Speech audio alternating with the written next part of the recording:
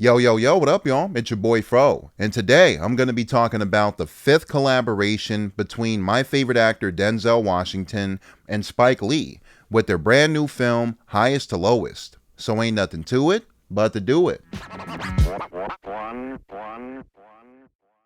Denzel plays a music mogul that's highly respected by the name of David King, who's considered to have the best ears in the music business and owns a label by the name of Stackin' Hits Records. He sold his majority interest in the company, but he intends to buy back majority ownership to avert a buyout by a rival label. To raise the cash, David puts up his penthouse as collateral and also very expensive art pieces that's scattered around his home done by various black artists. When the deal's about to pop off, David gets an anonymous call from a kidnapper saying that he has David's son as hostage and he's demanding 17.5 million in Swiss francs. David starts working with the police to get his son Trey back, and the police are calling him stubborn, telling him something along the lines of, "We know you're the type of man that doesn't like being told what to do, but it's in your best interest to trust us in this situation."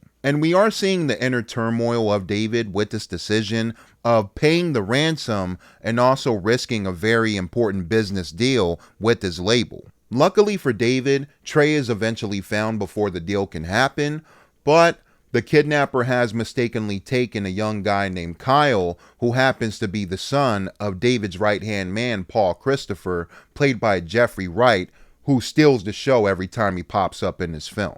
And this is where we have an interesting turn with the character David, because the kidnapper is still demanding money in exchange for Kyle's life, even though it's mistaken identity. But David is going through his own stubbornness and reluctance on paying the ransom in exchange for Kyle's life. And this part of the movie was a bit hard to watch for me because Jeffrey Wright's character, Paul Christopher, appears as a very nice guy who has David's back, who doesn't ask for much, if anything at all, even though David has blessed him tenfold. And Paul is telling David, this is the only time where I'm asking you for everything. My son is in danger. And I can also feel David's point of view as well, even though it was a bit heart-wrenching, because David is asking, why does everybody always have to come up to me for money and ask me for everything? And I feel that frustration with this character 100%, especially when my favorite scene comes to mind that I found quite explosive, where Paul is asking David in his office to help out with the ransom and to save his son, and David loses it. He just stacks one book on top of another. He says this and that. They want this, they want that. And I gotta say, Jeffrey Wright here as Paul is absolutely pitch perfect. It's one of my favorite performances of the year alongside Denzel.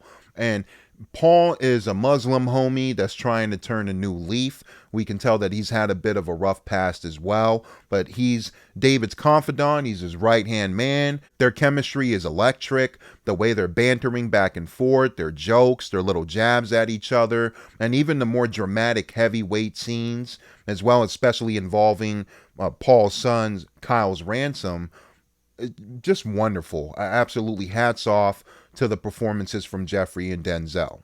Eventually, David says yes to the ransom after some soul searching, and we have a pretty big scene where he's traveling through the subway, where he has a big bag of money and a Puerto Rican parade is popping off. Rest in peace to the late, great Eddie Palmieri, who actually passed away a few months ago, and this is his last performance and the last screen time that we get to see, and it's a really great send-off. Moving back to the ransom, David is traveling and it eventually goes wrong when the bag of money slips through on the train tracks, and the kidnappers time it very well. They grab the bag of money and they're trading it back and forth between motorcycles. And another thing I want to mention in regards to this is that I saw a lot of mixed reviews on the score itself of this film, and me personally, I really enjoyed it. Now I'm used to Spike Lee's style, where he has a pretty big score in the background of some pretty dramatic scenes or even throughout a film. And I've always loved that style of him, and I think he carried it very well in this film. Now, that's my 2 cents. Again, I know people weren't really rocking with the score, but I love it, especially with this transferring of the money scene. Paul's son Kyle was eventually retrieved. He's safe. He's hospitalized, and he recalls a rap song that kept playing over and over again while he was held hostage. David is listening to his headphones, walking on a bridge in what I think is the most beautiful shot of the film, and he eventually comes across the same song that Kyle's talking about, and the kidnapper is revealed to be a rapper named Young Felon, played by no other than A$AP Rocky, who actually surprised me a little bit in this film. I thought he did a pretty solid job with his performance and what he was trying to go for, because I know a lot of homies that I grew up with that had the exact same mannerisms of a Young Felon, and I'm pretty sure it's safe to say that we know a lot of people like a Young Felon. So I thought A$AP Rocky did a pretty good job. Fast forwarding a bit, getting to the finale, David is able to track down Young Felon at his studio, and we have a back and forth confrontation between Denzel and A$AP that I rather enjoyed. I can see it turning off a couple viewers because we have David battle rapping with Young Felon, but I was eating up every second of it. It was really cool to see Denzel rapping, especially this late in his career for the first time on screen. I can't recall Denzel rapping ever in his filmography, but I loved it. It was almost like this movie was made for me. After a chase scene, Young Felon is eventually captured and put behind prison for about 25 years or so. And we have another final scene between Denzel and Rocky behind a window pane. Young Felon is still cocky, he's still a man-child, and he's trying his best to push himself on Stacking Hits records with David. After David is hailed as a hero, David turns him down, but Young Felon explodes, he spits on the window, the COs are dragging him away, and David is clapping to himself. One of my favorite moments near the ending is where Paul is driving with David, and The Big Payback is playing by James Brown, one of my favorite songs of all time. We see Denzel, David shadowboxing in his passenger seat, and this gives me the biggest chuckle of the whole film. Jeffrey Wright has the best deadpan delivery with this one. I can't lie to you, I want to hurt this boy.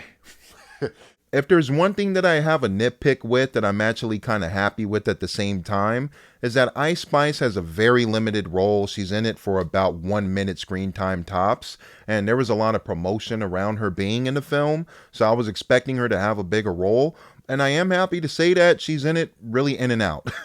And yeah, that's not a nitpick. I felt like some of the supporting cast, like the actress who plays the mother, could have been tweaked a bit better, and I felt like it was a bit wooden, but we also have some really cool actors like Dean Winters, who I'm a big fan of, who you might recognize from the Mayhem commercials, who actually gets a Mayhem reference here in the film as well. This is a reimagination of Akira Kurosawa's film High and Low, Spike Lee's own twist on it. And admittedly, I have to rewatch the OG film because some details are a bit fuzzy for me. I haven't seen it in quite a while. So I feel like I want to rewatch it on a more fresher viewing to give it a more fairer chance on a breakdown, if you will. My favorite actor, Denzel, excels yet again, playing David King, and it looks like he's having quite a bit of fun, especially when a dream sequence comes to mind near the end, where he's getting quite loose. One more time for Jeffrey Wright, who's quickly becoming one of my very favorite actors of all time. He's creeping up in my top 20, top 15 ever. This dude is amazing. And one of my top 5 directors of all time, Spike Lee, is here yet again with another collab with Denzel, which I honestly wasn't sure was going to happen again. Now, Inside Man, I'm a big fan of. Malcolm X is in my top 3 movies of all time, personally. Mo Better Blues, I really enjoy. He Got Game. Like, this is an incredible roster. Now, out of these 5 films, I will say that Highest to Lowest might be my least favorite, maybe tied with He Got Game, and I still love them all. That's a testament to how great the chemistry between Spike and Denzel is. They're fantastic together. I'm going to give Highest to Lowest an 8.5 out of 10. And that's it, y'all. It's your boy Fro. What did you think about Highest to Lowest? Did you like it? Did you hate it? Comment below. Let me know your thoughts. I'm really happy that I was able to watch this at the movie theater before it came to streaming services on Apple TV. I really wanted this one to be a treat, and I'm happy that my expectations were met personally. So I had a great time. Thank you guys for watching. I appreciate y'all. Like and subscribe. It helps your boy's channel. My Patreon link is in my description box. And I'm out. Bong.